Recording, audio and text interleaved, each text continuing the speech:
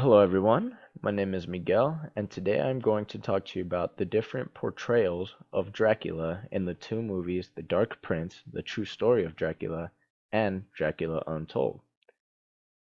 Let's go ahead and begin right away with the picture that I'm showing you at the moment of Vlad in the movie The Dark Prince, The True Story of Dracula. Now this movie focuses more on the real Dracula as a sense to the mythical Dracula, which was portrayed in the second movie I'm going to talk about.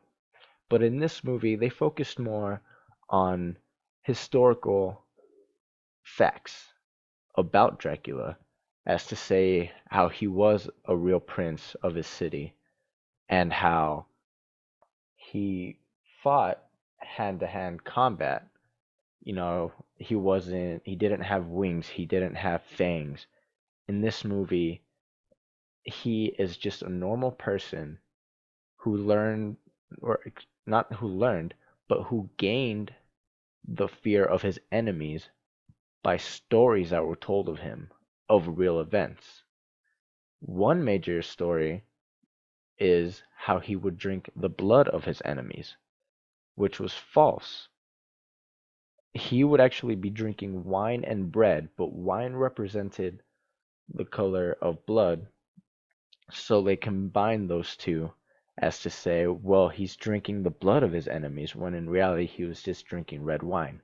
But that helped create the image of Dracula, who is known to be a bloodsucker or a blood drinker.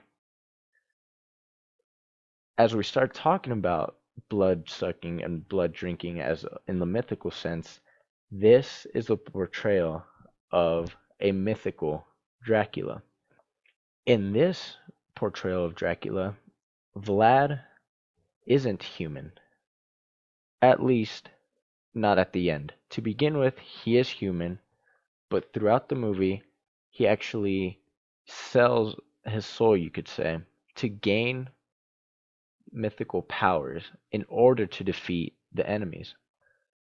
A few powers would be sight. He would be able to see the heartbeat of the land, see tiny animals, see enemies close by. Another power would be super speed and super strength. Of course, Vlad, the original and real Dracula, did not have these powers, but these stories may have come to be from the fact that when Vlad was around, in his time, stories were told of him, and they could be used, and those stories could have changed in the sense of the telephone effect. One person could have told another and another and another, and as the story went on from person to person, the story began to change and began to form into this mythical Vlad, aka Dracula. This clip that I'm going to show is from the mythical Dracula to give you a sense of how he was portrayed of having powers.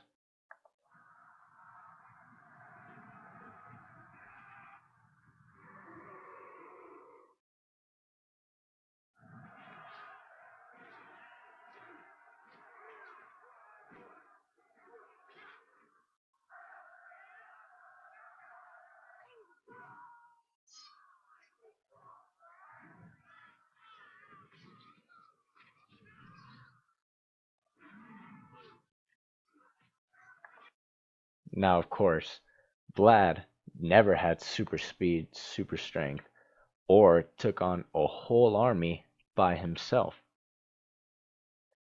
The real Vlad actually fought in the sense of guerrilla tactics.